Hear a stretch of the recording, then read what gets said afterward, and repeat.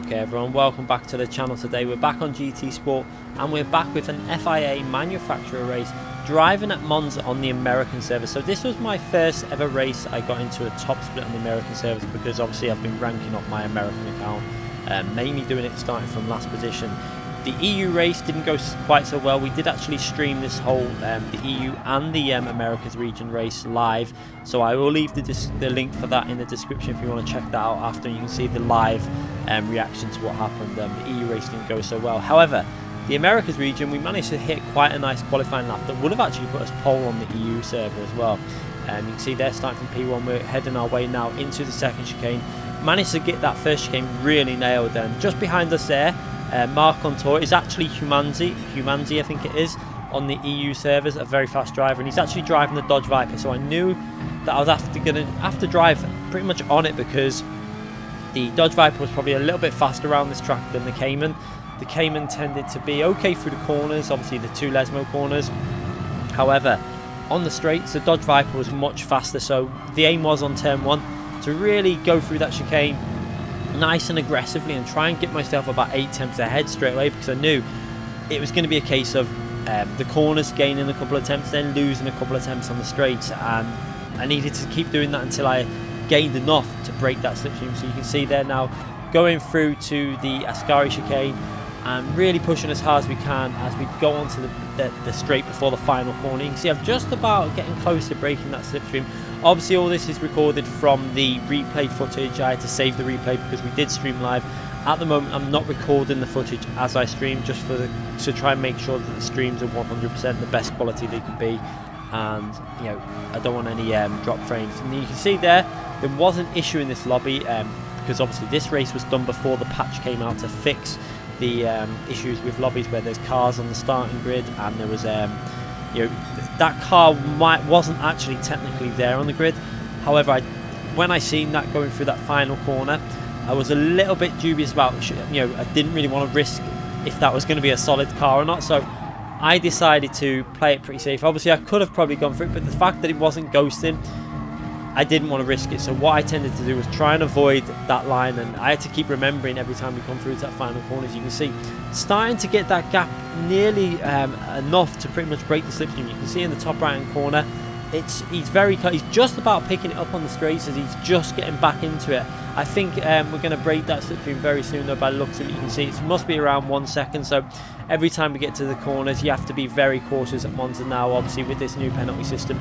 So that was one thing that we had to try and be, was making sure that we wasn't picking up any penalties in this race, leading this race obviously from P1. This was going to make up, because I had a bit of a disaster in the EU race. It didn't go well, went on the wrong strategy and didn't get it all right. However, I wanted to make amends on the US server, which we're watching now, and try and get a nice win just to try and consolidate the bad EU race I had. And so far everything's going really well. We hit a very nice qualifying lap. I think if you go back on the channel and have a watch of the stream, you can watch the qualifying live as it happened, and you'll see the qualifying lap, and it was a really nice lap. I did hook a lot of the corners. There's probably a couple of, maybe a tenth or so more, because the lap that we did to qualify was actually a full fuel lap.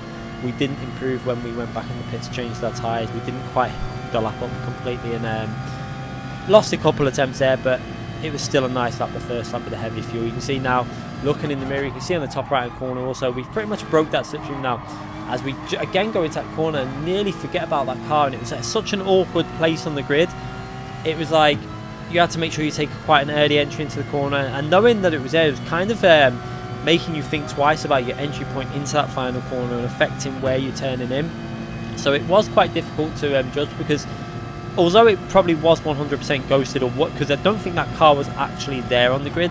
That car was actually driving around, but because of the bugs that we had obviously before the patch that fixed them, no one quite knew what was going on, and I decided to play it safe. So I could, like I said, I could have just gone through that car and risked it and gone straight through, not worrying about you know, any contact, but for the sake of just trying to make sure I get a win on this race when I was live streaming, I decided to try and avoid that at all costs.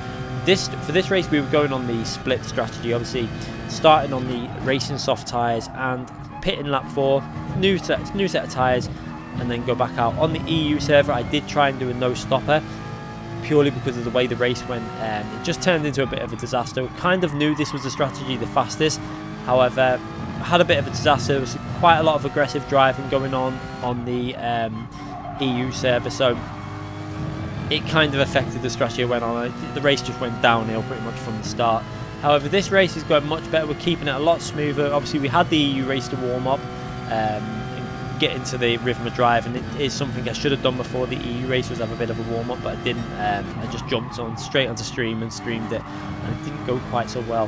However, this one going much better. You can see so far, hooking the corners up and driving quite nice. We've actually lost that slipstream by quite a long way now, and you can see now visually behind Humanzi. We're going to see Mark on tour, but it is Humanzi. He's about 1.5 to 2 seconds behind now. He's about 1.5 seconds behind, and it's at that range where we can now just concentrate on hooking up the corners as we go into that final corner again, and having to be a little bit cautious through there, just making sure that we don't hit that car, and then onto the back straight.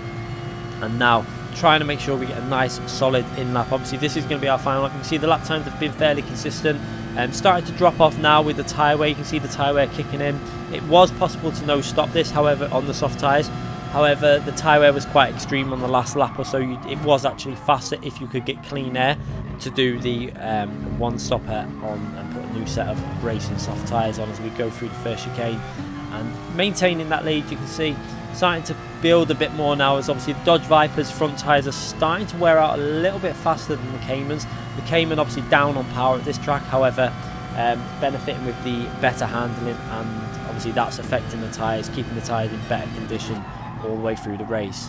So you can see, if you have a little look at the tyre wear on the Cayman, you can see mainly it's the left-hand tyres that are going to take the wear at Monza. Obviously with it being a clockwise track and mainly fast right-hand corners, there's no real fast left-hand corner at all on the track, so it's pretty much all the wears going on the left-hand side, and that's the tyre that's going to take the brunt of the tyre wear. As you can see, coming through now to our pit stop lap. This is going to be the end of this lap. We're going to go in the pits and get these tyres off and then put a fresh set of tyres on. You can see that gap building, just a couple of attempts. I think it was just gaining ever so slightly every lap, and then building up to about I think it was around 2 seconds to 2.5 seconds at this phase of the race. Obviously you want to go back onto the live stream, you can have a little watch of this and see it as it happened live, as we now come into the final corner, the long straight before the final corner. You can see P2 obviously put under a bit of pressure from P3, the Brazilian driver. I think he was possibly in a Dodge as well by the looks of it. But you can see going into this final corner, we actually made a mistake here. Now we went into the corner totally forgetting about that car, and I had to make a decision. Do I risk going through it, or do I back out and run wide? I decided to back out and run wide, and I actually lost about 1.5 seconds in that, and you can see how much closer P2 has got. It's actually brought him back into play and nearly picking up the slipstream. So we've got to get in this pit, get the tyres changed and get back out, and obviously try and get on it and then break that slipstream again. You're going to see how close it is as we come out the pits now, as Humanity, or Mark on tour as his US account is, comes out the pits, and he's right there behind us. He's actually very close to the slipstream, so we need to try and make sure we get a nice first chicane, make sure we hook the braking up, don't go in too aggressive. One mistake you can make coming out of them pits is always going too aggressive into turn one, running wide, and then you lose more time than it's worth, and you end up getting the other car into the slipstream, as you can see now. 3 cars very close together still in this race. It's pretty much anyone's race at this point. You can see it only takes that Dodge Viper to pick up the slightest bit of slipstream, and it's going to be right on the back of the Cayman, and the speed that it will gain with the slipstream is quite severe, because the Cayman is quite underpowered at Monza. Obviously Monza is a power track, however you can get away with being fast through the corners and gaining, because if you're coming out the corners faster, that means you're going onto the straight faster, and then by the end of the straight you haven't lost as much as what you think. However, if you give a slipstream to a car like a Dodge Viper, you're going to be struggling to defend against that car. So we need to be on it now at this phase and keep pushing all the way to the end of the race. Luckily this race wasn't actually that long, it was only 8 laps. I was quite surprised how they're going about these FIA races, because 8 laps is very short. I think they used to always go a couple of laps longer in FIA over daily races, but now they seem to be going shorter than daily races sometimes, and I find that a little bit sad. I would have liked them to have gone longer rather than shorter. I think a lot of people wanted them to increase the distance, if anything. So it is quite frustrating that they've gone to this new way of doing the FIA race, only short races, because it's pretty much 4 laps pit and then 4 laps and it's done. I think it was only about a 16-minute race or something like that. It's not very long at all. I would have personally preferred at least 10 laps. It would have made it a little bit more entertaining with the tyres obviously as well, because if you wanted to start on the softs, they would have been more worn out obviously, and would it have been faster to go on the mediums and stuff like that? It would have come into play a bit more. But that's how they're doing these races for now. They seem to be sticking to this shorter race method, but some people might like it. I'm not a massive fan of it, but you can see Humanzi actually got a penalty coming out of I think it was one of the chicanes. He ran over the corner. I think it was one of the, I don't know which one it was, I think it was the second chicane on the previous lap. Cut the corner slightly. It wasn't a massive cut, and actually picked up quite a severe penalty, and it obviously drops the penalties now. It's so important to avoid getting them penalties, and that's why we're trying as hard as we can to avoid getting penalties in pretty much every race, because if you pick up a 3-second penalty with this new penalty system, because let's just have a little look on this track.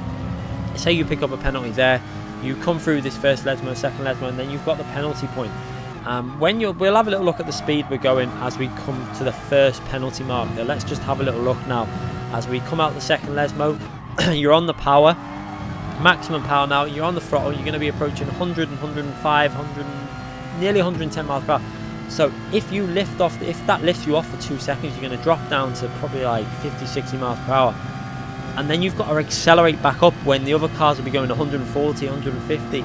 And it really is going to lose you a lot of time. It loses you such a large amount of time. You can see on the replay camera in the top right hand corner, obviously Humanzi Marc Contour was only about 1.5 seconds behind us before the penalty, and now he's a few seconds behind P2, so he's lost about 4 or 5 seconds from just a couple of second penalty. And that's why now this new way of doing the penalty system is so important to keep your car out of trouble.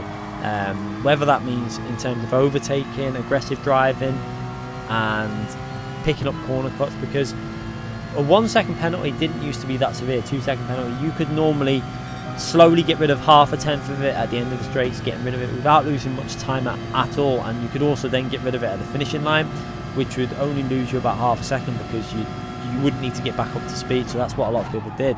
And now this is why I prefer the new method in a way. Although it is quite punishing and quite severe, it is punishing mistakes a lot more, and it stops this at the finishing line, everyone getting rid of the penalty. And also you can't do that anymore anyway, because if you do a penalty on the last lap, the new system now just adds that time onto your finishing time. So it is much better in my view. I think they've actually improved it quite a bit with that system.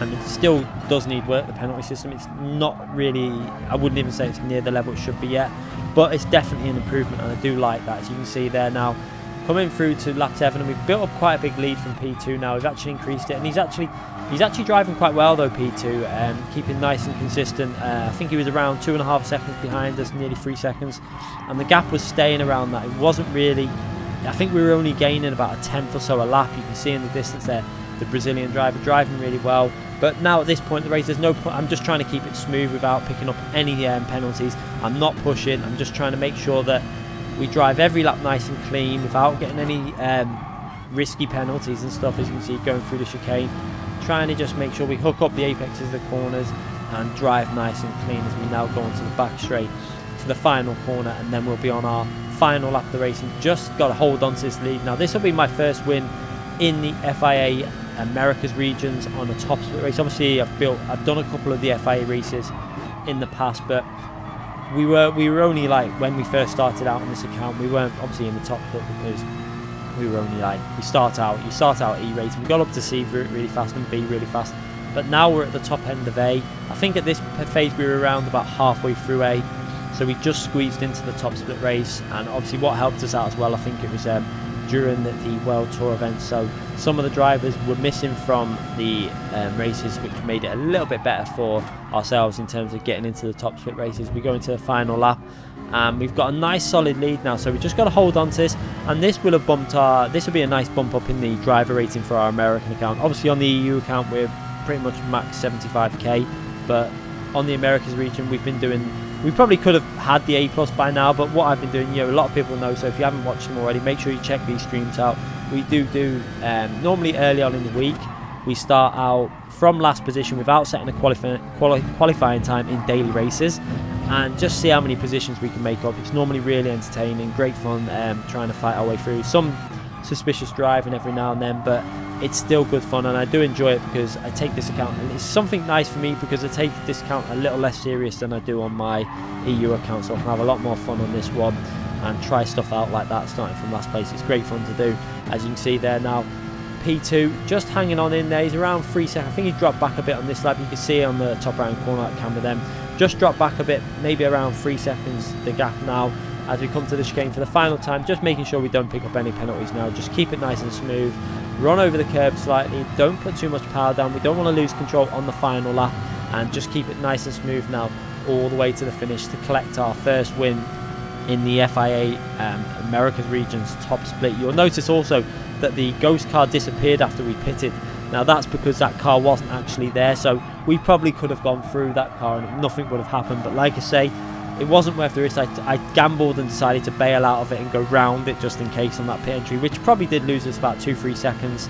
So overall it would have been a little bit faster, I think, this race if we wouldn't have had that issue. But I think it was only about 2 seconds we lost, a second and a half, something like that. It wasn't a massive amount, but we go over the line, finishing in P1, and a nice solid result on our American account for a nice win in a top split race. So that was our first top split race that we actually got the win.